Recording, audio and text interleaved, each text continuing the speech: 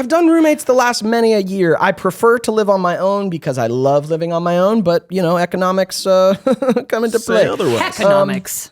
And living with roommates, yeah. I mean, that's a whole fucking thing. Man, I really wish we could make like a Ned's Adult reboot because there's so many topics we could cover in a fun way. And this is one of them. Roommates is a thing. Learning how to live with other people who come from fully other backgrounds of behavior and norms and expectations of how to keep a place and what all of it. Yeah. It's not always going to be a fit. So I'll say that. Some of the time, it's just not a fit. And then you need to figure out how you're transitioning out of it or how you are going to make your peace with the fact that you cannot change this person. Yeah. Communication's a big thing. Know what your needs are and try and communicate them in a way that you're not like parenting another human being. Like no one wants that either. Like but the biggest issue with roommates, your standards of cleanliness. If those are out of balance, that will be the number one fucking problem with living with other people. Yeah. If you guys can have close to the same standard of how the public spaces should be kept, you'll be in decent shape. If it's off, good fucking luck. If you're the messy one, I hate you. If you oh my God. At least in the public spaces, like you guys have to agree on a level of like respect for. Yeah, what's the standard? What's the standard? Yeah. And how much am I making my shit my roommate's problem? You're familiar, huh? Damn. Yeah, so I don't know, man. It takes the right dynamic and then you being good enough to like create the environment that you need it to be. Yeah, that's it. I don't know. It's tough. It's tough living with other people. Reaching acceptance of your circumstance is hard too. It's like you want this person to leave, but like you say, economics is like, hey, and you just gotta, all you can do is make it the best that it can be. That. Communication is also a big thing, so when you're talking about that cleanliness and some base standard for those shared areas, like, okay, we gotta at least have this kept this much. The whole assigning roles things, like you say, that becomes a parenting thing, and you can't. I don't love it. You can't do that. Yeah, some people do that. They like assign. There's like a chore. There's like a chores table, and like everyone cycles out, and there's like a little chart. That's like not for me, man. I'm not cleaning any of your piss off the fucking toilet. No, yeah.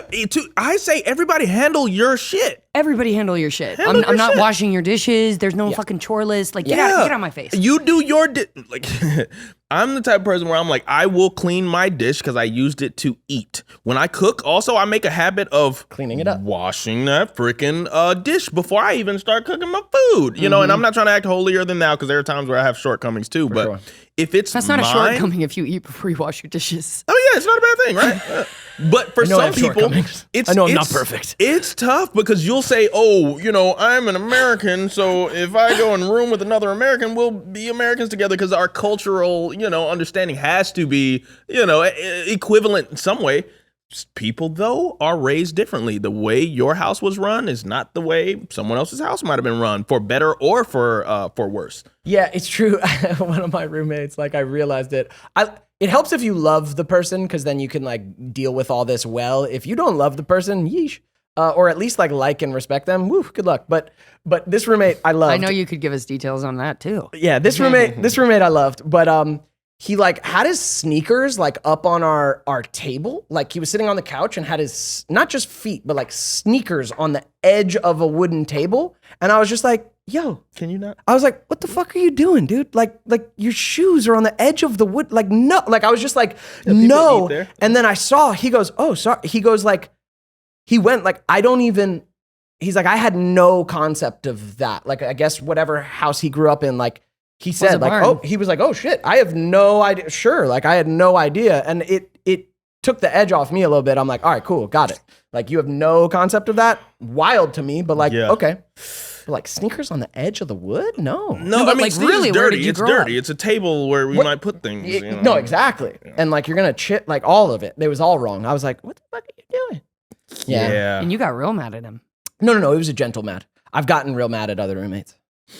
But right now, my roommates, love you guys. We have the least friction. Life's great. I love my roommates. Wow. Yeah, they're pretty lovely. And I've learned a lot from like living with other people. I'm glad I went through this time because I think it's a good part of our humanity is like living with other people, that it can't all just be your way, how you want it all the time. Like you got to coexist. You have to coexist until you can reach, some level where you don't have to be subjected to this, Oh yeah, I can't wait to live on my own again though. Yeah. Can't wait. Yeah. I love having a fucking door that's just mine. No one is in there asking questions, moving things. And I can walk around naked whenever I want. I mean, Sure. Yeah. I do that anyway. Regardless, it's like, hey, you guys got to deal with it. Yeah, we've been over for that. Yeah. Anyway. All right, questions. What questions we got from the patrons?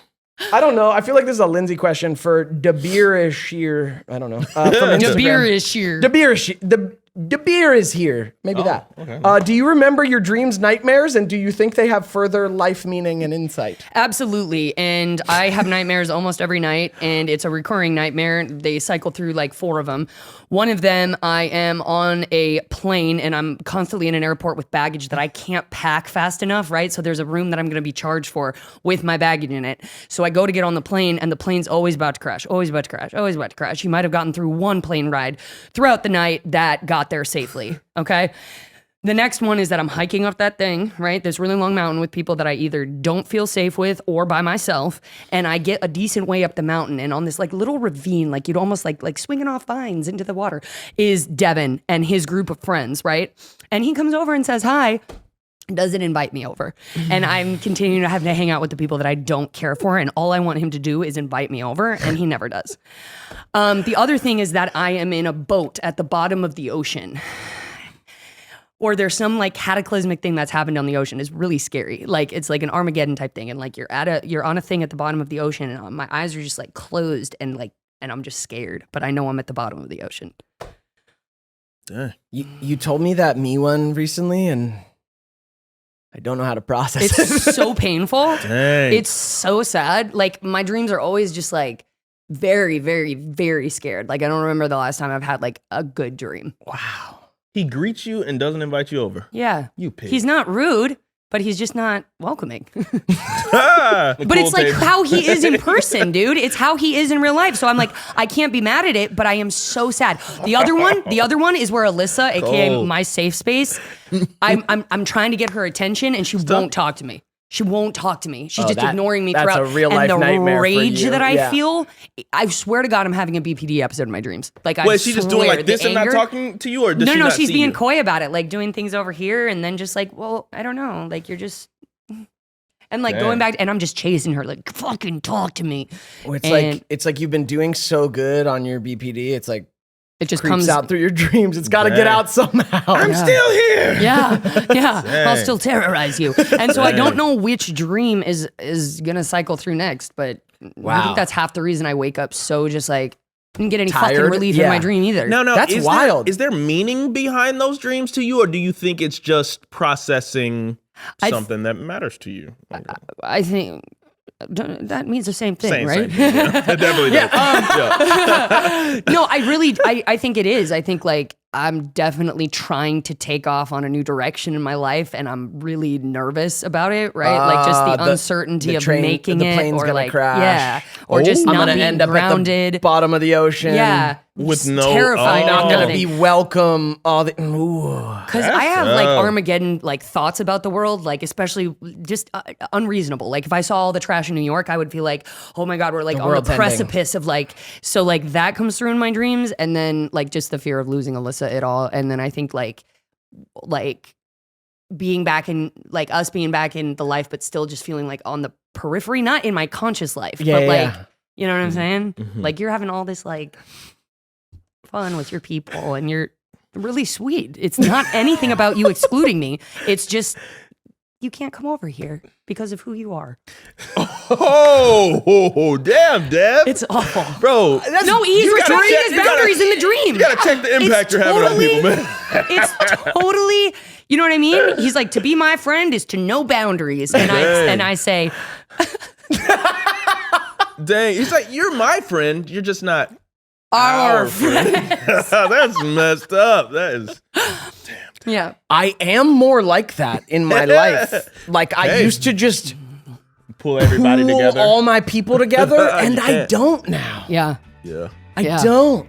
No, I know. Because there's different spaces. Thanks so much for watching this clip of the Ned's Declassified Podcast Survival Guide.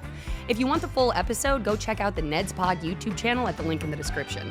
And if you want even more of us in your life, check out our Patreon. The link is also in the description. Thanks for tuning in.